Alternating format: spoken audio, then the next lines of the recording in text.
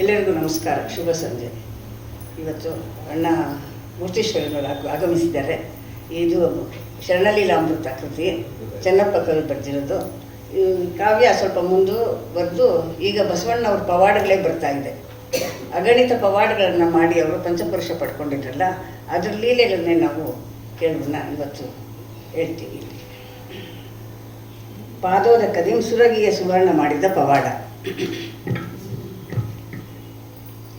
ಇರಲೊಂದು ದಿವಸದಲ್ಲಿ ಧರಣೀಶನಿಗೆ ಮಂಚೆ ಒರೆದಾನಂದಾಶ್ಚರ್ಯ ವಿರಚಿಪೆನು ಕುಹಕ ಕೇಳಯ್ಯ ಬೀಜಾಳ ಇಳೆಯೋಳಂದಾಶ್ಚರ್ಯ ತೋಳುವರು ಬಸವ ಪಂಥಿಗಳು ಅಯ್ಯಗಳ ಪಾದವನು ಅಮಿತಾರಿಂತೊಳೆದಿರ್ಪ ಆಯಾತ ಜಲವನ್ನು ಪಾದೋದರವೆಂದು.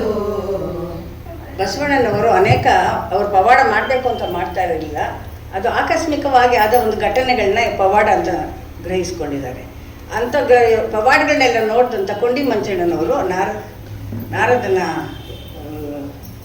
ಭೂಮಿಗೆ ಬಂದು ಕೊಂಡಿ ಮಂಚಣ್ಣರಾಗಿರ್ತಾರೆ.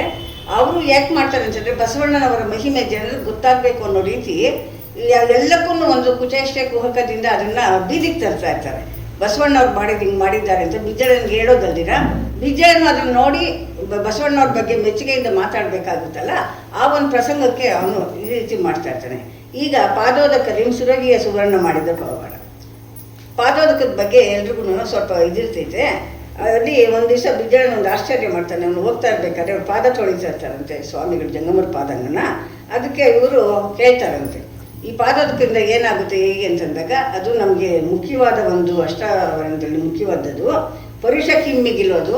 ನಾವು ಕೇಳಿದ ನಂತರ ನಾವು ಪಾದೋದಕ ತಗೊಳ್ಳೋದ್ರಿಂದ ನಮ್ಮ ಅಂತರಂಗದ ಶುದ್ಧಿಗೆ ಅದು ಸಹಾಯ ಆಗುತ್ತೆ ಅಂಥದ್ದು ಅಂತ ಹೇಳಿದಾಗ, ಅದು ಅವ್ರು ಹೇಳ್ತಾರಂತ, ಹಂಗೆ ಶುದ್ಧಿ ಆಗೋಂಗಿದ್ರೆ ನಾನೊಂದು ಕತ್ತಿ ಕೊಡ್ತೀನಿ, ಅದನ್ನು ನೀನು ಇದು ಮಾಡಿಕೊಡು ಅಂತ ಕೇಳಿದಾಗ, ಬಸವಣ್ಣವ್ರ ಆ ಸುರುಗಿಗೆ ಆ ಪಾದೋದಕನ ಚುಮ್ಸಿದ್ರು ಭಗವಂತನ ಕೇಳ್ಕೊಂಡಾಗ ಆ ಕತ್ತಿ ಸುರುಗಿ ಆಯ್ತಂತೆ, ಏನು ಚಿನ್ನದ ಕತ್ತಿ ಆಯ್ತಂತೆ.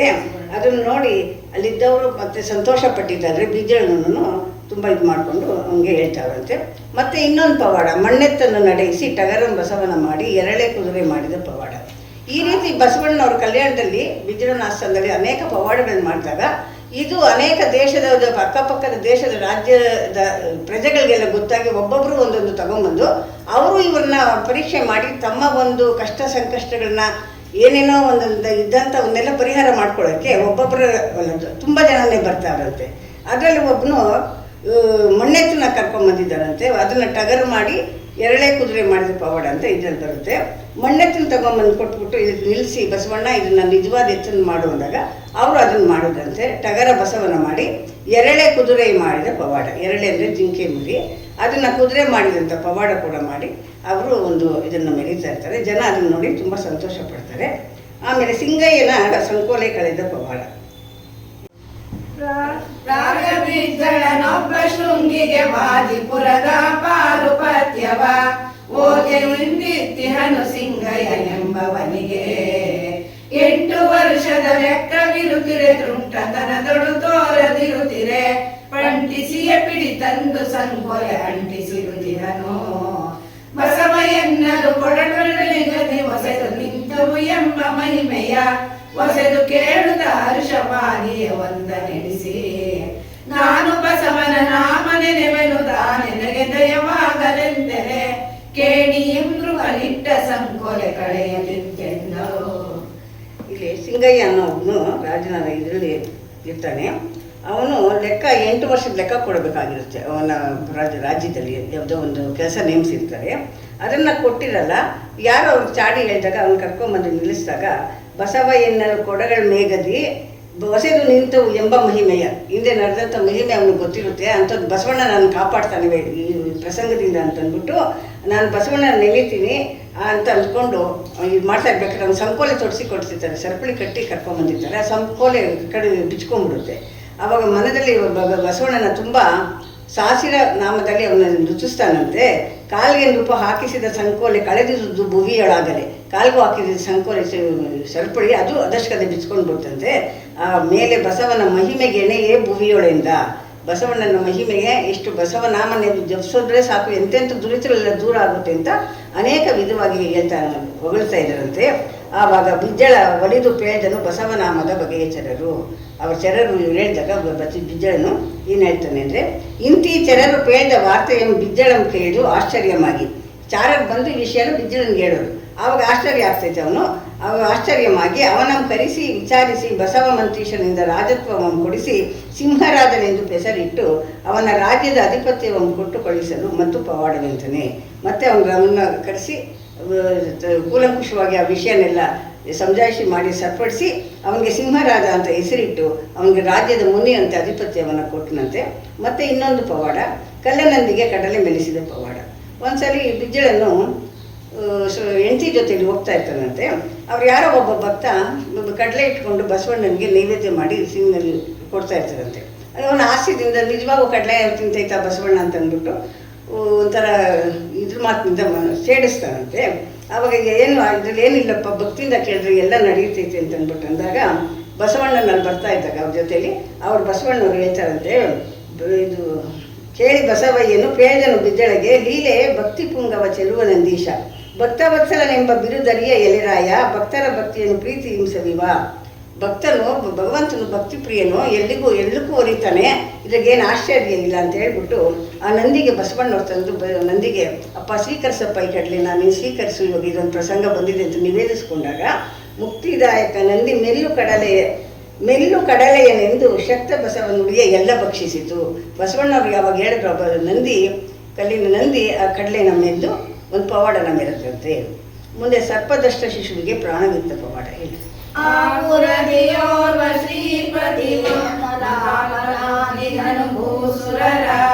ಗೋಪಂಬಟ್ಟನು ಇರ್ಪನು ಸತಿಯಳು ಚಾಪಲಾಂಬಿಕೆಯು ಶೇಷಮ್ಮ ಭೂಪದವಿಯು ಭೋಗ ಭಾಗ್ಯವನೇಕಮಾಗಿರಲು ಪ್ರಾಪುತ್ರವದಿಯಳ್ಳನೆ ಚಿಂತನಾಂತವಂದಿರಲು ಬಳಿಕ ಬಸವರಾಜನ ಮಹಿಮೆ ನೋಡಿಯೇ ಹೊಸತು ಸಂಕೋಲೆ ಕಳೆದುದ ವಸುದೆಯು ಕೇಳುತ್ತಲಿವರು ಬಸವನಾಮವ ಪಗಲಿರುಳು ನಿಪೆವಾವು ಶಿಶುವನಿದ್ದರೆ ಬೇಗದಿ ಕುಶಲತನ ಮತ ಹೊಂದಿಕುವರೆಗೆ ಹೆಸರು ನಿತ್ಯ ನಿನ್ನಯ. ಇಲ್ಲಿ ಸರ್ಪದಷ್ಟ ಶಿಶುವಿಗೆ ಪ್ರಾಣವಿತ್ತ ಪವಾಡ. ಈ ಪವಾಡದಲ್ಲಿ ಹಾವು ಕಚ್ಚಿದ ಮಗುಗೆ ಬದುಕಿಸಿದ ಪವಾಡ ಅಂತ. ಆ ಪುರದಲ್ಲಿ ಒಬ್ಬರು ಭೂಸುರ ಇರ್ತಂತೆ, ಬ್ರಾಹ್ಮಣೋತ್ತಮನು, ಅವನು ಗೋಪಂಭಟ್ಟ ಅಂತ. ಅವನ ಹೆಂಡತಿ ಸತಿ ಚಾಪಲಾಂಬಿಕೆ ಶೇಷಮ್ಮ ಅಂತ ಇರ್ತಾರೆ. ಅವರು ಎಲ್ಲ ಭೋಗ ಭಾಗ್ಯ ಇದ್ರು ಮಕ್ಕಳಿರೋದಿಲ್ಲ. ಅವನು ಯಾವುದೋ ಒಂದು ದೈವದ ಒಂದು ನಿಯಮನ ವ್ರತನ ತಗೊಂಡು ಮಾಡಿದ್ರೆ ಒಂದು ಮಗು ಆಗುತ್ತೆ. ಆ ಮಗುನ ತುಂಬ ದಿವಸಕ್ಕೆ ಆ ಮಗುನ ತುಂಬ ಸಂತೋಷದಿಂದ ತುಂಬ ಅದಕ್ಕೆ ತಗೊಂಡು ಏನು ತನ್ನ ಇದನ್ನೆಲ್ಲ ಕೊಟ್ಟು ಪ್ರೀತಿ ವಿಶ್ವಾಸನೆಲ್ಲ ಕೊಟ್ಟು ಅದನ್ನು ಬೆಳೆಸ್ತಾ ಇರ್ತಾನೆ. ಇರಬೇಕಾದ್ರೆ ಒಂದ್ಸಲಿ ಮಗು ನಿಂತ್ಕೊಂಡು ಓಡಾಡುತ್ತಲ್ಲ, ಅದನ್ನೆಲ್ಲ ನೋಡಿ ಸತಿಪತಿಗಳು ತುಂಬ ಸಂತೋಷ ಪಡ್ತಾವ್ರೆ. ಒಂದೊಂದೇ ಮಾತು ಮುದ್ದಾಗಿ ಆಡಿದಾಗ ಆ ಮಗು ನೋಡಿ ಸಂತೋಷ ಪಡ್ತಾ ಇರ್ತಾರೆ. ಆದರೆ ಒಂದು ದಿವಸ ಮಗು ಓಣಿ ಒಳಗೆ ಬೀದಿ ಒಳಗೆ ಆಟ ಆಡ್ತಾ ಇರ್ತೈತೆ. ಆವಾಗ ಒಂದು ಸರ್ಪ ಬಂದು ಕಚ್ಚಿಬಿಡುತ್ತೆ.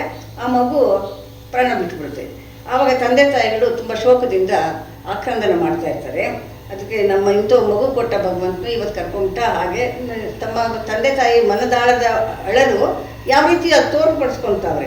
ಆವಾಗ ಅದನ್ನೆಲ್ಲ ತೊಡೆ ಒಳಗೆ ಇಟ್ಕೊಂಡು ಈ ಬಸವಣ್ಣನ ಹತ್ರ ಕರ್ಕೊಂಡೋದ್ರೆ ಇದಕ್ಕೆ ನಮಗೆ ಮುಕ್ತಿ ದೊರಕ್ತೈತೆ ಅಂತ ಹೇಳ್ಬಿಟ್ಟು ಬಸವಣ್ಣನ ಹತ್ರ ಕರ್ಕೊಂಡೋದಾಗ ಅವರು ಆನಂದದಿ ಸೂನುವನು ಅತಿಶಯದಿ ನನಗೆ ನಾನು ಪೋಷಿಸುತ್ತಿರಲು ಸರ್ಪನು ಮೌನದಿಂದ ಕಚ್ಚಿಕೊಂಡಿತು, ನೀನೇ ಪಾಲಿಸು ಪ್ರಾಣದಾನವ ಜ್ಞಾನಮೂರುತಿಯೇ ಬಸವೇಶ ಅಂತ ಬಸವಣ್ಣನ ಹತ್ರ ಮಗುನ ಕರ್ಕೊಂಡು ಬಂದು ನಿಲ್ಲಿಸಿ ಕೇಳ್ಕೊಳ್ತಾವ್ರೆ. ಇಂತಪ್ಪ ಸತಿಯಳ ದೈನ್ಯವಂ ಕಂಡು ಬಸವೇಶಂ ಕರುಣಾರಸದಿಂ ಸತಿಹ ಶಿಶುವಂ ತರಿಸಿ ಪುರುಷ ವಾಕ್ಯದಿ ಏಳಯ್ಯ ಶಿವನ ನಾಮದ ಕಂದ ಯಾಕೆ ಇವರ ಶೋಕಿಸುವೆ ಎದ್ದು ಬಾರೆನ್ನಲು ಆ ಕ್ಷಣವೇ ಆ ಶಿಶು ಎದ್ದು ಬಂದು ಬಸವರಾದಂಗೆ ಶಾಸ್ತ್ರಾಂಗವೆರಗಿ ನಿಲ್ಲಲು ಬಸವೇಶ್ವರನು ಆ ದಂಪತಿಗಳ ಶೋಕವನ್ನು ಮನ್ನಿಸಿ ಆ ಶಿಶುವಂ ಅವರ ವಶವಿತ್ತು ಕಳುಹಲು ಪುರಜನ ಪರಿಜನರೆಲ್ಲ ನೋಡಿ ಆಶ್ಚರ್ಯವನ್ನು ಪಟ್ಟು ಹೊಗಳುತ್ತಿವೆ. ಈತ ಬಿಜ್ಜಳನು ಬಸವೇಶ್ವರನು ಸ್ವಾರಿಯಂ ತೀರಿಸಿ ಅರಮನೆಗೆ ಬರಲು ರಾಯ ಬಸವಂಗೆ ಸಪ್ತಾಂಗಮಂ ಕೊಟ್ಟು ಮಣಿದು ಬೀಳ್ಕೊಡೆ ಬಸವೇಶ ತನ್ನ ಅರಮನೆಗೆ ಬಂದು ಜಂಗಮಾರ್ಚನ ದಾಸೋಹದಲ್ಲಿರೆ ಮತ್ತೊಂದು ದಿನದ ಪವಾಡವಿಂತನೆ. ಮಗುನ ಕರ್ಕೊಂಬಂದವ್ರು ತೋರಿಸಿದಾಗ ಅವ್ರ ಮಗುಗೆ ಮತ್ತೆ ಹೇಳಪ್ಪ, ಮಗು ತಂದೆ ತಾಯಿ ತುಂಬ ಶೋಕ ಮಾಡ್ತಾ ಇದ್ದಾರೆ, ಯಾಕಪ್ಪ ಈ ರೀತಿ ಮಾಡ್ತಾ ಇದ್ದೆ ಅಂದಾಗ ಪಂಚಪರುಷದಲ್ಲಿ ವಾಕ್ಪರುಷ ಅದು ಸಿದ್ಧಿಸಿ ಮಗು ಬದುಕುತ್ತೆ. ಆವಾಗ ತುಂಬ ಸಂತೋಷದಿಂದ ಅವ್ರ ಮಾಡ್ತಾರೆ. ಮತ್ತು ಈ ಬಿಜ್ಜಳನು ಇರ್ಬೇಕಾದ್ರೆ ಪ್ರತಿದಿನ ನಡೀತಾ ಇರ್ತವೆ ಇಂಥ ಪ್ರಸಂಗಗಳು. ಅಂಥದ್ರಲ್ಲಿ ಇವತ್ತು ಇನ್ನೊಂದು ಪ್ರಸಂಗ ಹೇಳ್ತಾರೆ. ಮತ್ತೊಂದು ದಿನದ ಪವಾಡ, ಅಪ್ಪಣ್ಣನ ಶಿರಸಿನ ಕರ್ತರಿ ಪವಾಡ ಮತ್ತು ಬಿಜ್ಜಳನ ಗುರುಭಂಗ. ಶಶಿಧರನ ಅಪ್ಪಣ್ಣ ಬಸವೇಶನಿಗೆ ಸತತ ಕುಶಲದಿಂಚಲುವಾದ ಸೊಗಸು ತಾಂಬೂಲವ ತನ್ನ ಜಿಲ್ಲೆಯೊಳಿಟ್ಟು ತಾನು ವಿಶ್ರವಗೈದು ತನುಮಯ ಬಸವಂಗೆ ಸೊಗಸಿಂದಲೀವ ಅದುವೆ ವ್ರತ ಬಸವಂಗೆ ಆಚರಿಸಲನು ದಿನವು ಅರಿಪನೊಂದಿನ ಬೇಗ ಕಲಸೆ ಬಲೆ ಬಸವ ತಡೆದ ಅಪ್ಪಣ್ಣ ಸಂಕಟ ಬರದೆ ಬಸವಯ್ಯ ಮೃಡನ ಜಂಗಮ ಗೋಷ್ಠಿ ಬಿಡಿದೊಂದು ಗಳಿಗೆ ಸದರಿನೊಳು ಮಂಚಣ್ಣ ಸೂಚಿಸಿದ ಬಸವನಿಗೆ ಮುದದಿ ವೀಡ್ಯದ ರಚನೆ ಏಕಿಲ್ಲ ನಿಮಗೆ. ಇಲ್ಲಿ ಅಪ್ಪಣ್ಣ ಹಡಪದ ಅಪ್ಪಣ್ಣನವರು ಬಸವಣ್ಣನವರ ಆಪ್ತ ಸಲಹೆಗಾರರಾಗಿ ಸೂಚನೆ ಕೊಟ್ಟು ಅವ್ರನ್ನ ಇದು ಮಾಡ್ಕೊಂಡಿರ್ತಾರೆ. ಅವರು ಕೂಡ ಒಂದ್ಸಲ ತಾಂಬೂಲವನ್ನು ಕೊಡುವಂಥ ಅವರಿಗೆ ಒಂದು ಕಾಯಕ ಬಸವಣ್ಣನವ್ರಿಗೆ ತಾಂಬೂಲನ ಆವಾಗ ಟೈಮ್ ಸರಿಗೆ ಒದಗಿಸ್ಕೊಡ್ತಾ ಉಪಚಾರ ಮಾಡ್ತಾ ಇರ್ತಾರೆ.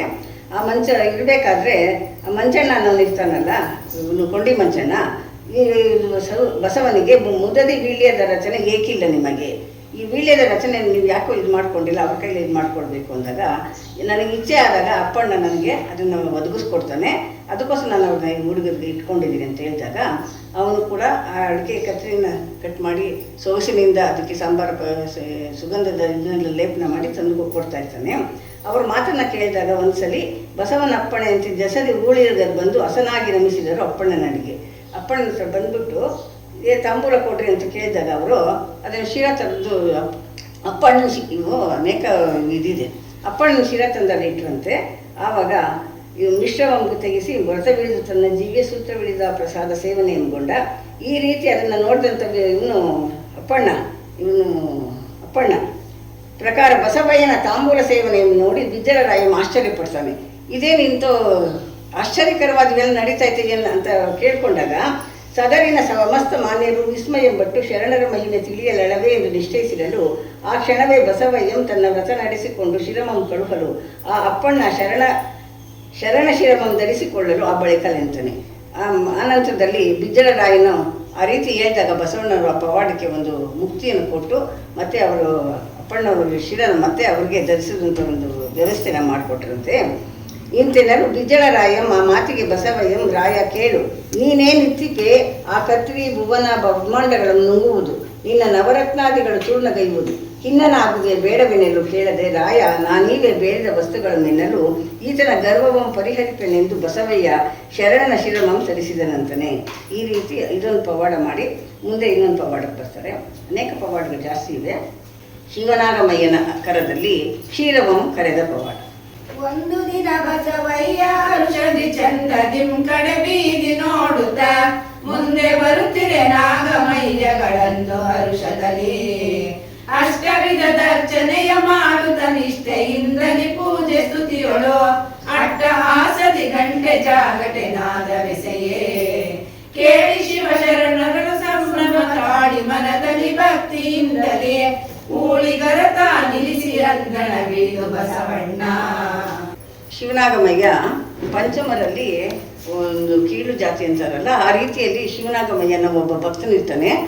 ಅವನು ಅಂತ ಕಡಿಮೆ ಕುಲದಲ್ಲಿ ಹುಟ್ಟಿದ್ರು ಕೂಡ ಶಿವಲಿಂಗಾರ್ಚನೆ, ಭಸ್ಮಧಾರಣೆ, ರುದ್ರಾಕ್ಷಿಲ ಧರಿಸ್ಕೊಂಡು ಭಕ್ತಿಯಿಂದ ಪ್ರೀತಿಯಿಂದ ಲಿಂಗ ಇದು ಮಾಡ್ಕೊಂಡು ಪೂಜೆ ಮಾಡ್ಕೊಂಡಿರ್ತಾನೆ.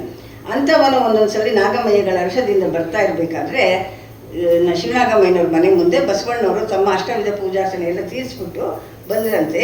ಶಿವ ನಿಲ್ಲಿಸಿ ಅಂದಣ ಇಳಿದು ಬಸವಣ್ಣ ಅವ್ರ ಮನೆ ಮುಂದೆ ಬಂದಾಗ ಪಲ್ಲಕ್ಕಿಯಿಂದ ಅವರ ಇಳಿದು ಶಿವನಾಗಮಯ್ಯನವ್ರ ಮನೆ ಒಳಗಡೆಗೆ ಹೋಗ್ತಾನೆ. ಆವಾಗ ನಾಗಮಯ್ಯ ದೇವನಿಗೆ ವಂದಿಸಿ ಪಾದಪೂಜೆ ಎಲ್ಲ ಮಾಡಿ ತುಂಬ ಭಕ್ತಿಯಿಂದ ಅವರಿಗೆ ಸ್ವಾದಗೈಯುವುದ ಕಂಡು ಬಸವನು ಏನು ಪ್ರಸಾದನ ಕೊಟ್ಟನಂತೆ. ಅದನ್ನ ನಾವು ತಗೊಂಡು ಪ್ರಸಾದ ಶೇಷವ ತಗೊಂಡು ಅವರು ಬಸವಣ್ಣನವರು ಓಲ್ಗಕ್ಕೆ ಬರ್ತಾವ್ರೆ. ಓಲ್ಗಕ್ಕೆ ಬಂದಾಗ ಇದನ್ನು ನೋಡಿದಂಥ ಕೊಂಡಿ ಮಂಚಣ್ಣನು ಬಸವಣ್ಣ ಅಂದರೆ ಏನು, ಅವರು ಶಿವನಾಗಮನಿಗೆ ಹೋಗಿ ಪ್ರಸಾದ ತಗೊಳ್ಳೋದು ಅಂದರೆ ಏನು, ಇದೊಂದು ಹಾಸ್ಯಾಸ್ಪದ ಅಂತ ಬಿಜ್ಜಳನಿಗೆ ಹೇಳಿದ್ದಾನೆ. ಅದಕ್ಕೆ ಬಿಜ್ಜಳನು ಶಿವನಾಗಮಯ್ಯನ ಮಹಿಮೆಯನ್ನು ಪ್ರಕಟಿಸಲೋಸುಗ ಬಿಜ್ಜಳನು ಏನಂತ ಹೇಳ್ತಾನೆ ಅಂತಂದರೆ, ನೀನು ಒಳೆಯ ಮನೆಗೆ ಹೋಗಿ ಊಟ ಮಾಡ್ಕೊಂಡು ಬಂದಿದ್ದು ಸರಿಯಾದ ಬಸವಣ್ಣ, ನೀನೇ ದೊಡ್ಡವನು ನಾಯಕನಾಗಿ ನೀನೇ ಒಂದು ಬೇರೆ ದಾರಿ ತುಳಿದ್ರೆ ನಿನ್ನ ಶಿಷ್ಯರು ನಿನ್ನ ಭಕ್ತರು ಯಾವ ರೀತಿ ಮಾಡ್ತಾರೆ, ಮುಂದೆ ಹೋಗೋನೇ ನಾಯಕನೇ ಸರಿ ಇಲ್ಲದೆ ಮೇಲೆ ಹಿಂದೆ ಹೋಗೋರೆ ಸರಿ ಅಂತಂದ್ಬಿಟ್ಟು ಕೆಲವು ಮಾತುಗಳನ್ನಾಡಿ ಬಸವಣ್ಣನಿಗೆ ಬೇಜಾರು ಮಾಡ್ತಾನೆ. ಆಗ ಹೇಳ್ತಾನೆ, ಇವರು ಬಸವಣ್ಣವ್ರು ಏನು ಹೇಳ್ತಾರೆ ಅಂದರೆ, ತಾಳುತ್ತಾ ಕೇಳುತ್ತಾ ಬಿಜ್ಜಳನಾಗ ತಾಳುತ್ತಾ ಮನಹೇಯ ಕೇಳಿದ ಬಸವನ ಕೀಳ್ನಡೆಯ ಹೊರಸ, ಇಂಥ ಕೀಳು ಕೆಲಸ ಮಾಡ್ಬೋದು ಅಂದಾಗ ಹೇಳ್ತಾರೆ ಅದು ಬಸವಣ್ಣವರು, ಏನಯ್ಯ ಮಂತ್ರೀಶ, ನೀನು ಹೀನ ಒಲೆಯರ ಮನೆಗೆ ಹೋಗಿ ಬಂದಿದ್ದಕ್ಕೆ ಹಿಂಗೆ ಹೇಳ್ತಾ ಇದೆಯಲ್ಲ, ಯಾವುದು ಇದು ಹೊಲಸು ಅನ್ನೋದೇನು? ಹಸುವ ಕೊಲುವಾತ ಒಲೆಯ, ಒರಸು ತಿನ್ನುವ ಒಲೆಯ, ಹುಸಿಯ ನಾಡುವ ಒಲೆಯ, ವಸುದೀಶ ಕೇಳು. ನಮ್ಮಂತೆ ಅವನು ಆತ್ಮದಿರೋವನೇ, ನಮ್ಮಂತೆ ಮನುಷ್ಯನೇ, ಅವನು ನಿರ್ಮಾಣವನೇ.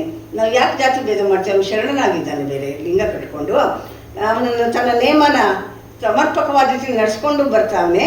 ಅವನು ಶಿವನೇಕೋ ದೈವ, ಶಿವನೇ ಒಬ್ಬನೇ ದೈವ ಅಂತ ಕೂಡ ಅರ್ಥಕೊಂಡು ಭವಕರ್ಮ ಜೀವರ ಮುಟ್ಟಿ ಬರಲಿಲ್ಲ. ಅವನೇನು ಬೇರೆ ಕೆಲಸ ಏನು ಮಾಡಿ ಬಂದಿಲ್ಲ. ಏನು ಮಾಡ್ದೆ ನೀನು ಅವನಿಗೆ ಇದು ಮಾಡಬೇಕಾದ್ರೆ? ಅವ್ರ ಮನೆಗೆ ನಾನು ಅದೇ ಬಂದೆ, ಅವರು ಲಿಂಗವಂತರು ನಾವು ಲಿಂಗವಂತರು ಅಂತ ಕೆಲವು ಹೇಳ್ತಾರೆ, ವಿಷಯನ ಹೇಳ್ತಾರೆ ಅವರು. ಸತ್ತು ಹುಟ್ಟುತ್ತ ಪರರ ಸ್ವತ್ತ ನಡೆಸಿ ಪುಸಿವ ಮತ್ತೆ ಒಲೆ ನೀಚರ ಮನೆಯೇ ಹೋಗಲಿಲ್ಲ. ನಾನು ಯಾರ ಮನೆಗೆ ಹೋಗಿದ್ದೆ? ಸತ್ತು ಹುಟ್ಟೋರು ಭವಕ್ಕೆ ಬಂದು ಜನನ ಮರಣದಿಂದ ಹೋಗ್ತಾರಲ್ಲ ಅಂಥವ್ರ ಮನೆಗೆ ನಾನು ಹೋಗಿಲ್ಲ. ಆ ಭವವನ್ನು ಗೆದ್ದಂಥವನು ಧೀರನು ಶೂರನು ಭಕ್ತನು, ಅಂಥವ್ರ ಮನೆಗೆ ಹೋಗಿ ನಾನು ಬಂದೆ. ಬೇರೆಯವ್ರ ಸ್ವತ್ತನ್ನು ಅಪಹರಿಸಿ ಮೋಸ ಮಾಡಿ ಜೀವನ ಮಾಡ್ತಾರೆ ಅಂಥವ್ರ ಮನೆಗೆ ನಾನು ಹೋಗಿದ್ದೀನ? ಅಲ್ಲ, ನನ್ನ ಭಕ್ತನ ಮನೆಗೆ ಹೋಗಿದ್ದೀನಿ. ಮತ್ತು ಪರಸತಿಗೆ ಅಡುಪುತ ಪಾಪದ ಅನ್ನವ ತಿಂಬ, ಹೆಣ್ಮಕ್ಳು ಪರಸತಿಯರು ಬೇರೆ ಬೇಕು ಅಂತ ಮಾಡಿಬಿಟ್ಟು ಪಾಪದ ಅನ್ನವನ್ನು ತಿಂತಾರಲ್ಲ ಅಂಥ ಮನೆಗೂ ನಾನು ಹೋಗಲಿಲ್ಲ ಅಂತ ಹೇಳ್ಬಿಟ್ಟು ಇನ್ನೂ ಮುಂದೆ ಏನು ತುಂಬ ಹೇಳ್ತಾವನೆ, ಜರಿತಾವನೆ. ಅಲ್ಲ, ಬಿಜ್ಜಳನಿಗೆ ಹೇಳ್ತಾ ಇದ್ದಾನೆ ನೀತಿ ಮಾತು ಹೇಳ್ತಾರೆ. ಕೀಳು ಮನುಜನಿಕ ಜನ್ಮದಿಯರಾಯ, ತೊಡಲಿ ನಾಳ ಮೂತ್ರದ ಬಳಿಯೊಡನವ ಎಲೆರಾಯ, ಏಸು ಮಾತು ಸುಳ್ಳ ನಾಡಿ ಎಲೆರಾಯ, ಮನಸ್ಸು ಪಸರಿಸಿದಂತೆ ನಡೆದು ನುಡಿದು ಎಲೆರಾಯ, ಕಾಲನಿಗೆ ತುತ್ತಾಗಿರುವ ಎಲೆರಾಯ, ಅದಮ ಕೂಡ ಒಲೆಯಾದಂಥವರಲ್ಲ ಎಲೆರಾಯ, ಜನನ ಮರಣ ವಿರಹಿತವರು ಎಲೆರಾಯ, ಕೇಳು ಘನಮಹಿಮಾರ ಮನೆಯ ಒಕ್ಕೆ ಎಲೆರಾಯ. ಹೇಳ್ತಾ ಇದ್ದಾರೆ, ಕೀಳು ಮನುಜ ಏಕೆ? ಎಲ್ಲರೂ ಜನ್ಮ ಬರೋದು ಯೋನಿಜರಾಗಿಯೇ ಬರೋದು. ಪ್ರಪಂಚದಲ್ಲಿ ತಾಯಿ ಗರ್ಭದಿಂದ ಬಂದ ಮಕ್ಕಳು ಯಾವುದು ಒಲೆ, ಅವರು ಆ ರೀತಿ ಬಂದವರು ಎಲ್ಲರೂ ಬಂದಿರೋಂಥದ್ದೇ. ಅವನ ಒಲೆ ಅಂತ ನೀನು ಯಾಕೆ ಹೇಳ್ತೀಯ? ಏನು ಮಾಡಿ ಸುಳ್ಳು ಹೇಳಿದಂತ ಏನು ಮಾಡಿದ್ದಾನೆ ಅವನು? ಕಾಲನಿಗೆ ತುತ್ತಾಗುವರಲ್ಲಿ ರಾಯ, ಶರಣರನ್ನ ಯಾರನ್ನ ಇರ್ತದೆ ಅವನ ಕಾಲನಿಗೆ ತುತ್ತಾಗ್ತಾರೆ. ನೀನು ಬೇರೆ ಒಲೆಯರಂಥವ್ರಲ್ಲ, ಅವನು ಭಕ್ತನು ಅವನು ಅಂತಂದ್ಬಿಟ್ಟು ಜನನ ಮರಣ ವಿರಹಿತರವರು ಘನಮಹಿಮರು ಅಂಥವ್ರ ಮನೆಗೆ ನಾನು ಹೋಗಿದ್ದು ಅಂತಂದ್ಬಿಟ್ಟು ಹೇಳ್ಕೊಂಡಾಗ, ಇವರ ಖ್ಯಾತಿ ಶಿವನ ಖ್ಯಾತಿ ಎಲೆರಾಯ ಅಂತ. ಶಿವನು ಯಾರಿದ್ದಾರೆ ಅಂತಂದರೆ, ಶಿವನು ಮೆಟ್ಟಿದ ಶಿವಶರಣರು ಮೆಟ್ಟಿದ ಭೂಮಿ ಪಾವನ. ಶಿವನ ಇದನ್ನ ಶಿವಶರಣರು ಯಾವ ರೀತಿ ಮಾಡ್ತಾರೆ, ನಡೆದುದೇ ಪಾವನ ಕ್ಷೇತ್ರ, ನುಡಿದುದೇ ಶಿವತತ್ವ ಚಿಂತಾಮಣಿ ಅಂತ ಏನೆಲ್ಲ ಹೇಳ್ತಾರೆ ಅಂತ ಭಕ್ತನವನು ಅಂತ ಹೇಳಿದಾಗ ಅವ್ರು ಹೇಳ್ತಾರೆ, ಅವರು ಅಮೃತ ವಾಕ್ಯದಿಂದ ನಮ್ಮನ್ನು ಮಾತನಾಡಿಸಿದ್ದಾರೆ.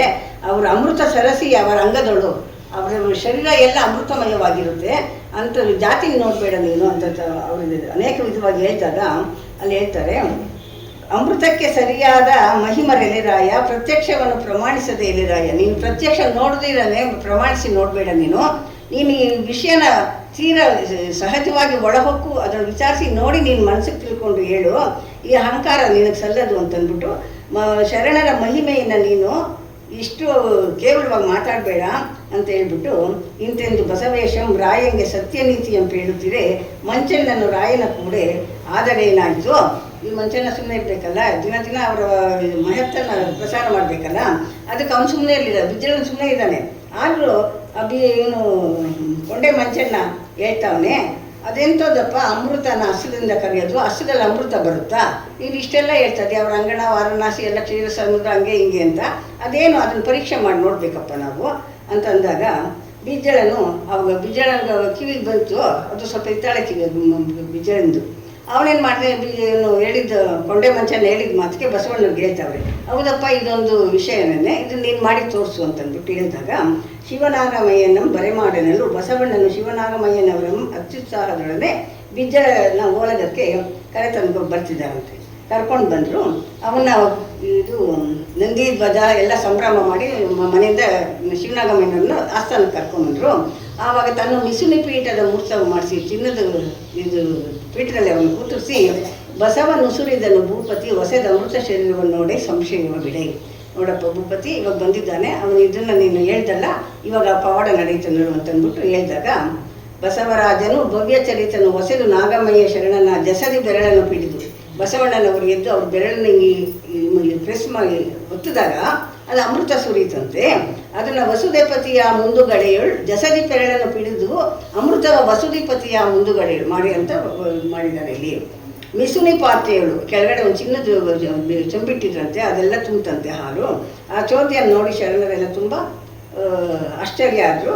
ಅದು ಇವರು ವೈಭವದಿಂದ ಹೇಳ್ತಾರೆ, ವಿಪ್ರ ಸಾಸಿರ ಸುಪೌಡರ ಸರ್ಪಭೂಷಣ ಶಿವನ ಶರಣಂ ಒಪ್ಪಿ ಈಡಹಲರಿಯ ವಿಳೆಯೊಳು 1000 ಜನ ಪೌಡರು ವಿದ್ವಾಂಸರು ಬ್ರಾಹ್ಮಣರಿದ್ದಾರಲ್ಲ, ಅವ್ರಿಗೆ ಇವು ಶಿವನಾಗಮಯ್ಯ ಒಬ್ಬನೇ ಸಾಕು. ಇವನು ಅವ್ರು 1000 ಜನಕ್ಕೂ ಇರೋವಂಥ ವ್ಯವಸ್ಥೆ ಇವನೇ ಪ್ರೌಢತೆಯಿಂದ ಇದ್ದಾನೆ ಅಂಥವನ್ನ ಈಗ ಅಂದ್ಬಿಟ್ರಿ ಅಂತಂದ್ಬಿಟ್ಟು ಹೇಳಿದಾಗ ಪೃಥ್ವಿಪತಿ ತಾನು ಅಧಿಕ ಸ್ತುತಿಯನ್ನು ಕರೆದು ದಂಡಾಧೀಶ ಮಾಡಿ ಅವ್ರಿಗೂ ಒಂದು ವಿಶೇಷವಾಗಿ ಅವ್ರನ್ನ ಹೊಗಳಿ ಅವ್ರನ್ನ ವೈಭವ ಕಳುಹಿದರು ಅವ್ರ ಮನೆಗೆ ಅನ್ನೋದಕ್ಕೆ ಇಲ್ಲಿ ಸಂಧಿ ಸಂಪೂರ್ಣ. ಇದು ಬಸವೇಶ್ವರನ ಮಹಿಮೆ. ಇದನ್ನು ಯಾರು ಪೇಳಿ ಕೇಳ್ತಾರೋ ಅವರಿಗೆ ಸುರಪನ ಸಂಪದ ಇಂದ್ರಲೋಕದ ಪದವಿ ಸಿಕ್ಕುತ್ತೆ ಅಂತ ಇವರು ಕವಿ ಹೇಳ್ತಾ ಈ ಸಂಧಿಯನ್ನು ಕಡೆ ಮಾಡ್ತಾ ಇದ್ದಾರೆ. ಇಂತಿ ಪದ್ಯಗಳು 457. ಅಂತೂ ಸಂಧಿ 11ಕ್ಕಂ ಸಂಪೂರ್ಣ ಗಣನೆ 3045ಕ್ಕಂ ಮಂಗಳ ಮಹಾ ಶ್ರೀ ಶ್ರೀ ಶ್ರೀ ಶ್ರೀ. ಇಲ್ಲಿ ಒಂದು ವಿಷಯ, ನಾಗಮ್ಮನವ್ರ ಕತೆ ನಾವು ಹಸ್ತದಿಂದ ಆಲ್ಸೂರಿಸಿದ್ರು ಬಿಟ್ಟರೆ ಇರ್ಬೋದು. ಆದರೆ ನಾವು ವೈಜ್ಞಾನಿಕವಾಗಿ ಅದನ್ನು ತಗೊಳ್ಬೇಕಾದಾಗ ಜ್ಞಾನವನ್ನು ಪಡೆದಿದ್ರಂತೆ. ಸಾರಾಮೃತ ಕ್ಷೀರ ಅಂತೀವಲ್ಲ, ಜ್ಞಾನಾಮೃತವನ್ನು ಪಡ್ಕೊಂಡಿದ್ರು. ಬಸವಣ್ಣನವ್ರ ಜೊತೆಲಿದ್ದು ಆಪ್ತರಾಗಿ ಅವ್ರಿಗೆ ಕೀಳು ಜಾತಿ ಆದರೂ ಕೂಡ ಜ್ಞಾನಕ್ಕೆ ಏನು ಭೇದ ಇಲ್ಲ. ಅಂಥವನ್ನು ಪಡ್ಕೊಂಡು ಅವ್ರಿಗೆ ಮಹತ್ತನ್ನು ಜ್ಞಾನಾಮೃತವನ್ನು ಪಡ್ಕೊಂಡು ಯಾವ ಶರಣರಿಗೂ ಮಿಗಿಲಿಲ್ಲ ಅನ್ನೋ ರೀತಿಯಲ್ಲಿ ನಡ್ಕೊಂಡ್ರು ಅನ್ನೋದನ್ನು ನಾವು ತಿಳ್ಕೊಳ್ಬೋದು. ಈಗ 12ನೇ ಸಂಧಿ ಲೀಲೆಯಿಂದ ಬಂದ ಜಂಗಮರ ಮನದಿಚ್ಛೆಯನ್ನು ಸಲ್ಲಿಸಿದ ಪವಾಡಗಳು.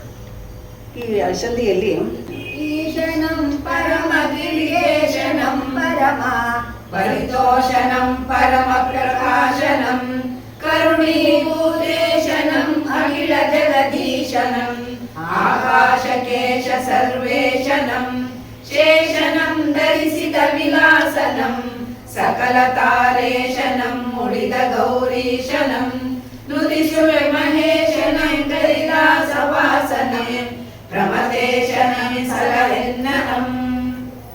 ಈ ಪದ್ಯದಲ್ಲಿ ಕವಿ ಯಾವಾಗಲೂ ಮೊದಲನೇ ಪದ್ಯನ ಭಗವಂತನಿಗೆ ಸಮರ್ಪಿಸಿ ಅನೇಕ ವಿಧದ ಲೀಲೆಗಳು ಅವನ ಹೊಗಳ್ತಾ ಹೇಳಿ ಈ ಕಾರ್ಯನ ನನಗೆ ನಿರ್ವಿಘ್ನವಾಗಿ ನಡೆಸ್ಕೊಡು, ಈ ಸಂಧಿ ಬರಬೇಕು ಅಂತ ಹೇಳ್ಬಿಟ್ಟು ಅವ್ರು ಕೇಳಿಕೊಂಡು ಮತ್ತೆ ಸೂಚನ ಪದಕ್ಕೆ ಬರ್ತಾರೆ.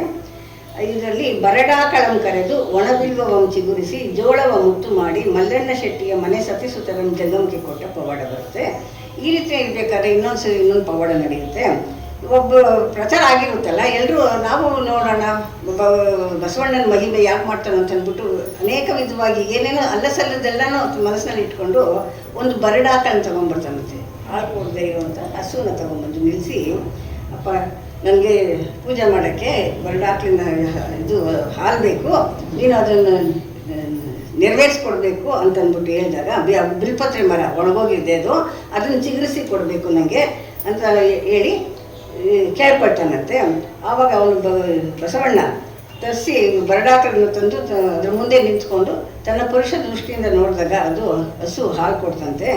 ರನ್ನದ ತಂಬಿಗೆಯಲ್ಲಿ ಹಾಲನ್ನ ತುಂಬಿಕೊಂಡು ಇದಕ್ಕೆ ಪಾತ್ರೆ ಅಮೃತವ ಮೂರ್ತಿಗೆ ಚರಣ ಕಾನತನಾಗಿ ಒಪ್ಪಿಸಿ ಮೆರೆದ ಮಹಿಮೆಯ ಬಸವರಾಜನು ಕೇಳಿ ಸಜ್ಜನರು. ಈ ಪವಾಡವನ್ನು ನೋಡಿದಂಥ ಜನರು ಬಸವಣ್ಣನವರು ಹೋಗ್ಬಿಡ್ತಾವ್ರೆ. ಮತ್ತು ಬಿಲ್ಪತ್ರೆ ಮರಕ್ಕೂ ಅಷ್ಟೇ ಪಾದೋದಕ ಚುಮಿಸಿ ಅದನ್ನು ಚಿಗುರಿಸಿ ಅದನ್ನು ಮಾಡ್ತಾರೆ. ಮತ್ತು ಜೋಳವ ಮುತ್ತು ಮಾಡಿ, ಈ ರೀತಿ ನಾವು ಅನೇಕ ಪ್ರಸಂಗಗಳು ನಾವು ಅಂದ್ಕೊಂಡೇ ಇರಲ್ಲ ಅಂಥ ಪ್ರಸಂಗಗಳೆಲ್ಲ ಬಂದಿವೆ ಇಲ್ಲಿ. ಏನೇನೋ ಕೇಳಿ ಬರ್ತಾ ಇರ್ತಾರಲ್ಲ, ಈ ಒಂದರಲ್ಲಿ ವೈಶ್ಯ ವರ್ತಕ ಒಬ್ಬರು ಬರ್ತಾನಂತೆ ಇವ್ರ ಹತ್ರ. ಬಂದು ಅವನು ನೋಡೋಕ್ಕೆ ಮನ್ಮಥನಂಗೆ ಇರ್ತಾನಂತೆ. ಆ ಮಹಾಕಲ್ಯಾಣಪುರದೊಳು ಕೋಮಲನು ಘನ ವೈಶ್ಯವರ್ತಕ ಕಾಮ ಸಮರುವ ಚೆಲುವಿನ ಮನ ಶಕ್ತಿ ಎಂಬವನು ಬಾಮಿನಿರುವರಿಪ್ಪರು ಹೇಮದರ ಮನೆ ಸೌಧ ಕಲಶವು ಸೋಮಲಕ್ಷವು ಕೋಟಿ ಸಂಖ್ಯೆಯ ದ್ರವ್ಯದಧಿಪತಿಯು ಮುತ್ತು ರತ್ನವು ವಜ್ರ ಮಾಡಿದ ಕೆತ್ತನೆಯ ವಸ್ತುಗಳ ಬೇಹರ ಒತ್ತಿ ಮಿರುಗುವ ದೂರ ಜವಳಿಯ ದಿನಸು ವರ್ತಕನು ಸುತ್ತಮುತ್ತಲಿ ಸೀಮೆಯೊಳು ತಾನೆತ್ತ ನೋಡಲಿ ವೈಶ್ಯನಂಗಡಿ ಪೃಥ್ವಿಯೊಳು ಬೆಸಬಡೆದು ರಾಜಿಪ ವೈಶ್ಯ ಮಲ್ಲಣ್ಣ ಬಸವರಾಜನ ನೋರ್ವ ಜಂಗಮ ಬಸವಿ ಬಂದಿಚ್ಛೆಯನು ಬೇಡಿದ ಕುಶಲ ಕೋವಿದ ಭಕ್ತ ಜಂಗಮ ಪ್ರೇಮಿ ಬಸವಣ್ಣ ವಸುದ ರಕ್ಷಕ ವೃಷಭೇಂದ್ರನೇ ಸಾಕ್ಷಾತ್ಕರನು ನೀನೇ ಹೊಸೆದು ನಿನ್ನಯ ಬಯಸಿ ಬಂದೆನು ಬಹಳ ದೂರದಲ್ಲಿ ಶರಣೈ ಜಂಗಮಾರ್ಯನ ಚರಣ ಸೇವಕ ನಾನು ಶರಣೈ ವಿರಚಿಪುದು ನೀವೆಂತರಿಸಿದವನು ತರಿಸಿ ನಿಮಗೀವೆ ಬಳದಿ ಇಂತೆನೆ ಬಸವರಾಜನು ತ್ವರಿತ ನುಡಿದನು ಜಂಗಮಾರ್ಯನು ದರೆಯು ಪಾತಾಳಾದಿ ಸ್ವರ್ಗದಿ ಬೆಸರ ಪಡೆದವನು. ಇಲ್ಲಿ ಕಲ್ಯಾಣಪುರಕ್ಕೆ ಒಬ್ಬ ವೈಶ್ಯ ವರ್ತಕ ಬಂದು ತುಂಬ ಶ್ರೀಮಂತನು, ಎಲ್ಲ ಸೌಕರ್ಯ ಇರುತ್ತೆ. ಶ್ರೀಮಂತನು ಮನೆಗೆ ಹೆಂಡತಿ ಮಕ್ಕಳು ಎಲ್ಲ ತುಂಬ ಚೆನ್ನಾಗಿರ್ತಾರೆ. ತುಂಬ ಚೆನ್ನಾಗಿರೋ ಭವನ ನಿರ್ಮಿಸ್ಕೊಂಡು ಊರಿಗೆ ಹೆಸರುವಾಸಿಯಾಗಿ ಸುತ್ತಮುತ್ತಲ ಊರಿನವ್ರಿಗೆಲ್ಲ ಹೆಸರುವಾಸಿಯಾದ ಒಂದು ವ್ಯಾಪಾರವನ್ನು ಮಾಡ್ಕೊಂಡಿರ್ತಾನೆ. ಆದರೂ ಅವನಿಗೆ ಒಂದು ದಿವಸ ಬರ್ತಾನೆ, ಇಲ್ಲಿ ಬಸವಣ್ಣನ ಸನ್ನಿಧಿಗೆ ಬಂದು ಕೇಳ್ತಾನೆ. ಮಲ್ಲಶೆಟ್ಟಿಯವನು ಗಾಢ ಕೇಳ್ತಾ ಬಸವ ಬಂದನು ವೈಶ್ಯನ ಅರಮನೆಗೆ ಬಂದು ಕೇಳ್ತಾರೆ, ಅಮಿತ ನೀನು ವರ್ತಕನ ಯುವತಿಗೆ ಅಡಕೆ ಹಿರಿಯರು ಬಸವರಾಜನು ಹೆಂಡತಿ ಆ ಗೃಹದವರು ಮನೆಯಂ ಪೊಗಲಿಸದೆ ಬವಿಯು ಭಕ್ತರ ಅಂಗಳಕ್ಕೆ ಎಂತು ಬರುವೆ ಹೊರಗೆ ನಿಲ್ಲೆಂದು ಜಂಕಿಸಿ ನುಡಿಯಲು ಆತ ಎಲ್ಲರಂ ಕಂಡು ಲಿಂಗ ಶರೀರರಾಗಿ ವಿಭೂತಿ ರುದ್ರಾಕ್ಷಿ ಲಿಂಗಧಾರಕರಾಗಿರಲು ಈ ಮಲ್ಲಶೆಟ್ಟಿಯ ಪಟ್ಟಣದ ತನ್ನ ಮತವೈಶ್ಯರನ್ನು ಮೊರೆಯಿಡಲು ಅವರು ಎಲ್ಲರೊಂದಾಗಿ ಜೈನ ಬ್ರಾಹ್ಮಣರ ಸಮೂಹದಿಂದ ಅರಸನಿಗೆ ಪೀಳಲಿಕ್ಕೆ ಬಂದು ಮಣಿದು ಪೇಳುತ್ತಿದ್ದರಂತಾನೆ. ಅವನು ಹೊರಗಡೆ ಹೋದಾಗ ಬವಿ ಆಗಿದ್ದ, ಮತ್ತೆ ಹೊರಗಡೆ ಬರಬೇಕಾದ್ರೆ ಇನ್ನು ಭಕ್ತನಾಗಿಲ್ವಲ್ಲ, ಅದನ್ನೆಲ್ಲರೂ ನೀನು ಬರ್ಕೊಡು ಅಂತ ಹೇಳಿದಾಗ ಅವನ ವೈಶ್ಯರು ಇರ್ತಾರಲ್ಲ, ಅವ್ರ ಮತಸ್ಥರು, ಅವ್ರ ಹತ್ರ ಹೋಗಿ ಅವ್ರ ಸಹಾಯ ಕರ್ಕೊಂಡು ನಾನು ಈ ರೀತಿ ಆಗ್ಬಿಟ್ಟಿದ್ದೆ, ನನ್ನ ಒಳಗೆ ಸೇರಿಸ್ತಾ ಇಲ್ಲ ಅವರು ಅಂತ ಅವ್ರು ಬಂದು ಬಿಜ್ಜಳನಿಗೆ ಹೇಳ್ತಾವ್ರಂತೆ. ಬಿಜ್ಜಳ ಆದರೂ ಕೂಡ ಅವನಿಗೆ ಜಂಗಮರಿಗೆ ಎಲ್ಲ ವಸ್ತುವನ್ನು ತಗೊಂಡು ನನ್ನ ಇದು ಮಾಡಿಬಿಟ್ರು. ಶೆಟ್ಟಿ ಗೃಹ ದ್ರವ್ಯ ವನಿತೆ ಸುತರ ತನ್ನ ಗಣರಿಂಗೆ ಇದ್ದ. ಇದನ್ನು ನೋಡಿದಂಥ ಅವನಿಗೆ ಗೊತ್ತಾಯಿತು ಬಸವಣ್ಣನ ಪವಾಡ.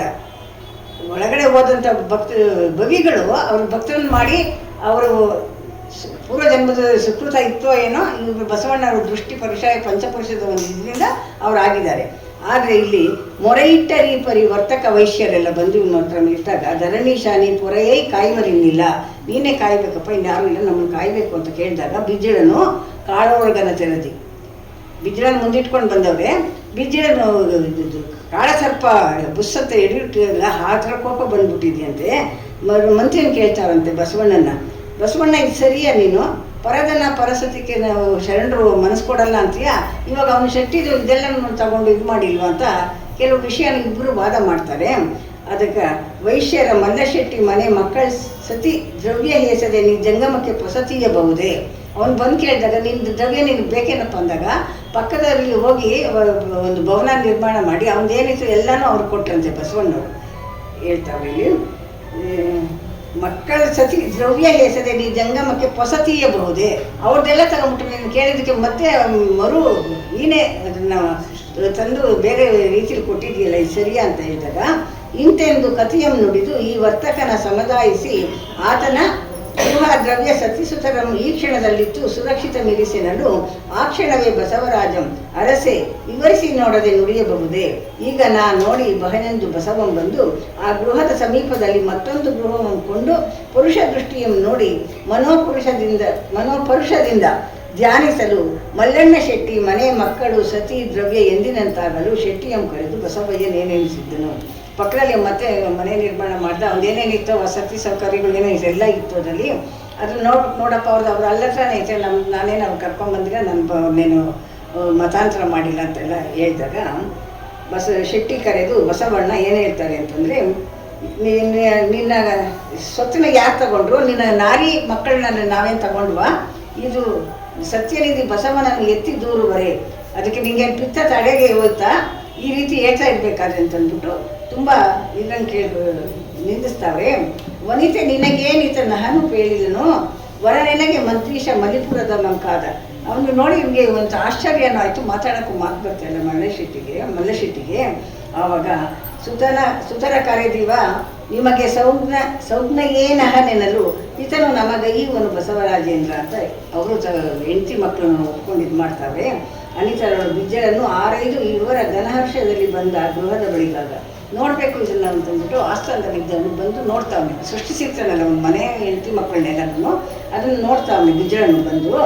ಇಂತಿಗೆ ಪ್ರತಿ ಸೃಷ್ಟಿಯಾದ ವಿವರವನ್ನು ಕೇಳಿ ಬಿಜ್ಜಳರಾಯ ಬಂದು ಮಲ್ಲಶೆಟ್ಟಿಯ ಮನೆ ಮಕ್ಕಳು ಐಶ್ವರ್ಯವನ್ನು ನೋಡಿ ಜೋಡಿ ಸಮನಾದ ನೋಟಕ್ಕಾಶ್ಚರ್ಯವಾದ ಗೃಹವೆರಡು ಇರುತ್ತಿರಲು ನೋಡಿ ಆಶ್ಚರ್ಯ ಮಾಡ್ಬಿಟ್ಟು ಆ ಮಲ್ಲಶೆಟ್ಟಿಯನ್ನು ಕರೆದು, ಎಲ್ಲೋ ಯಾಕೋ ಅರಮನೆ ಮುಂದೆ ಬಳಲಿ ಹೊರಲಿದೆ ಎನ್ನಲು, ಸ್ವಾಮಿ ನನಗೆ ಪೈತ್ಯವಿದ್ದ ವರಿಸಿ ಬಂದು ಹೊರಲಿದ್ದೇನೆ ಎಂದು ಮತ್ತಿನ ಪೈತ್ಯ ಮೈಕೈಲ ನವೆ ಬಂದಿತ್ತು, ಅದಕ್ಕೆ ನಶಿತ್ ಬಂದಿರುತ್ತೆ ಏನೋ ಹೇಳ್ಕೊಂಡಂತೆ.